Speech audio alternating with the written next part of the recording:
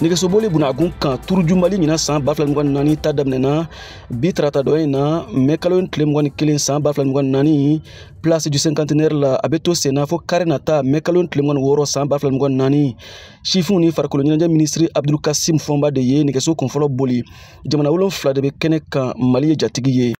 Ne tɔgɔ Musa Togola ka bɔ Ɲena. An mako bɛ maliyɛn bɛɛ ka dugawu la, u ka dugawu k'an ye. An ka laɲini ye an bɛ se ka bi tuuru an bɛ se ka gagner cogo min na. An bɛ se k'an ka tuuru gagner position min na. An ka laɲini fɔlɔ kɔni y'o ye. An kɔni dalen don an yɛrɛ la, an ye préparation min kɛ, an dalen don an yɛrɛ la. Ne bɛ min fɔ maliyɛnw ɲɛna, bɛɛ ka bɔ. An bɛ taa région fɛn o fɛn la, bɛɛ ka bɔ. Nɛgɛsobolilaw se kɔni ye boli, mais supporter fana se ye min ye, o fana ye kologɔ in yɛrɛ, olu ka bɔ k'o kologɔ kɛ, o fana b'a diya. Ne tɔgɔ ye Dawuda Sulama, ne bɔra Wagadugu, Burkina Faso. An laɲini ye min ye ka na tulon kɛ ni an ka balimaw ye, maliyɛnw ye. Voilà, an bɛ Ala deli tulon nin ka tɛmɛ hɛrɛ la. Voilà, et puis an bɛ se ka segin ka taa an ka faso sɔrɔ hɛrɛ la. An laɲini kɔni ye maillot jaune de ye, mais bon, ko n'i nana yɔrɔ la i b'i ɲɛfɛ olu fɛ.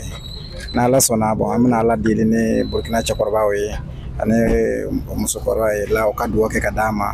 An bɛ se ka ɲɛfɛ sɔrɔ ɲa min na. Dɔle Mohamed Touré et puis la Guinée Conakry an nani de ka maillot jaune ta. Ne tɔgɔ le ko Watara Ali. Laɲini ye an bɔla an dugu kana, an nana ɲinini de kɛ. O ɲinini fana bon an bɛ fɛ ka voilà étape 2 bɛna kɛ cogo min na. C'est que ɲinini nana de kɛ.